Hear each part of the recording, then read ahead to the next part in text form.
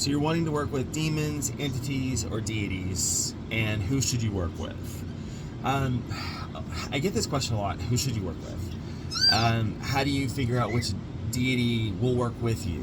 Well, one of the first things I tell anybody on my coven and anybody that I teach in general is basically this. If you already know a name that just seems like it's resonating with you, that odds are that is the entity, deity, or demon that is trying to contact you to get you to work with them. Now, I'm also going to say, before you start working with deities, entities, daemons, whatever your case may be, is going to be this. You've got to develop a relationship with them first. Kind of like building a friendship, relationship in general. I mean, if you just go asking them for things, it's literally like going up to somebody in Walmart that you don't know and be like, hey, can I have that out of their buggy? It's the same thing. You know, you don't do that to a stranger. A stranger's going to look at you like, what the hell are you on? So anyways, I get a lot of people that will ask stuff like that. Like, I literally had a guy that was expecting me to summon an entity to automatically give him abilities. And I'm like, dude, it doesn't work that way. You got to do the work. Magic is literally like a muscle. It is like going to the gym. You've got to work it out. You've got to build your spiritual strength. I mean, that's just magic in general. That is life in general. That is everything that we do in general. And I get a lot of people that will just expect that all these amazing things are going to happen as soon as they dive right in. I'm like, no, that's really not what's going to happen. Odds are nothing's going to happen because you didn't build a relationship with whatever you're summoning to begin with. So, summoning an entity can be very simple. You don't need anything, really.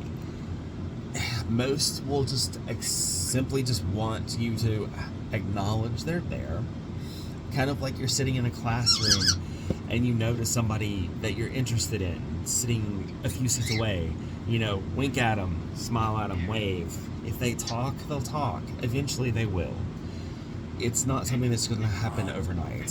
So, but you've got to build a relationship with whatever you're working with. And that is magic in general.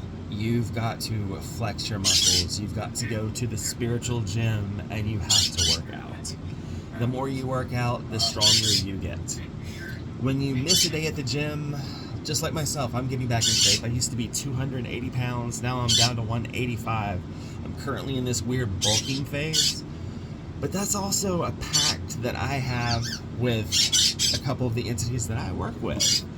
They literally wanted me to work on my physical body before they started investing more energy in me. And that's the way a lot of them can be. And that's another reason why I prefer Infernal Divines, because they do not like lazy people. They want you to get off your butt and go to the gym.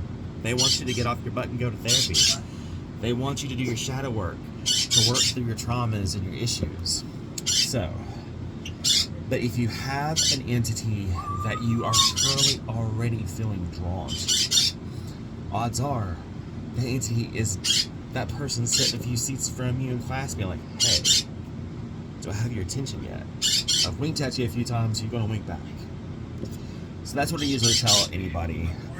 And every entity is different. Every being that you work with is different. Every type of current of magic can be different. At the end of the day, witchcraft is called a craft. Craft is in the word witchcraft, so make it your own.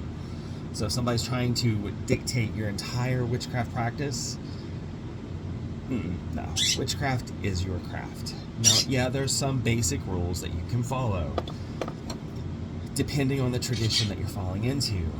Some traditions do not believe in the threefold law. Some do. So anyways, just throwing that out there. But if an entity, if you feel like an entity, like you want to know what's wanting to work with you, odds are it's one of the first things that you've just innately started to research. It's something that you've heard the word several times.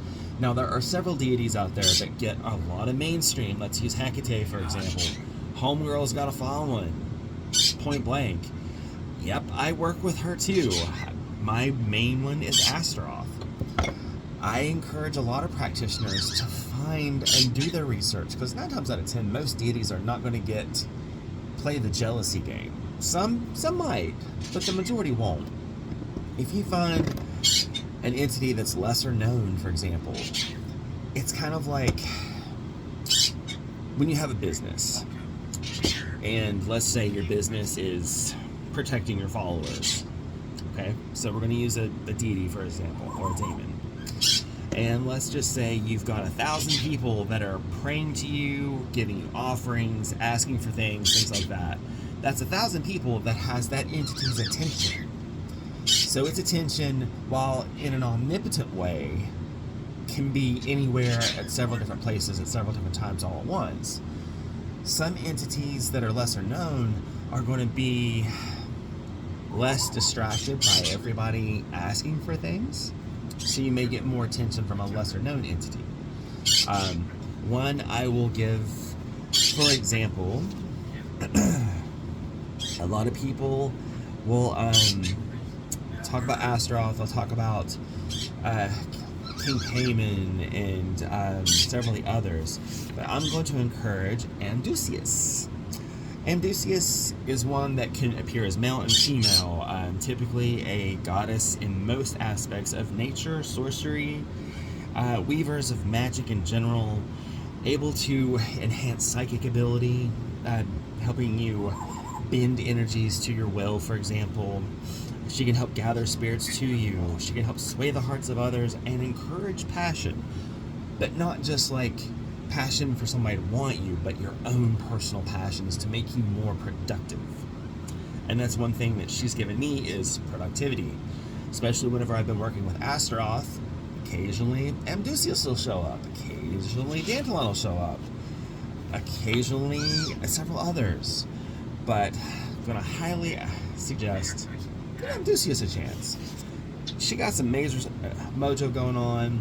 She's really simple to call up. I treat all of my goetic daemons as deities. That is what Astaroth has encouraged me to do. That is pretty much my entire magical practice. So I encourage most people to do the same. But when you do conjure a different entity, it's not a bad idea to already have a good, strong working relationship with another entity. That way it could protect you if you're potentially being disrespectful to whoever you're trying to newly work with. But for more information, by all means, I do teach and do spiritual empowerments through anyone who supports my Patreon, where I conjure certain energies to send at anybody who supports my Patreon to protect them, spiritually empower them, to increase their own magical potentials, as well as offer magical spiritual guidance in an energetic form to help them find their way. And I do that on a monthly basis for most often less than a cup of coffee from Starbucks. So anyways, I hope this was a little helpful for someone. I've got my own little thing that I'm going to do for mine. Love this. I got it from World King of all places for like $20. Anyways, y'all have a blessed day, and for any questions, by all means, please hit a like, please hit comments, because that helps a lot of content creators' content pop up. Comment, just do an emoji, something simple. Share, and again, comment. And if there's any questions, by all means, I will always try to get to them. I love the ones that are privately sent, but I also like ones that are publicly sent as well. Y'all have a blessed day.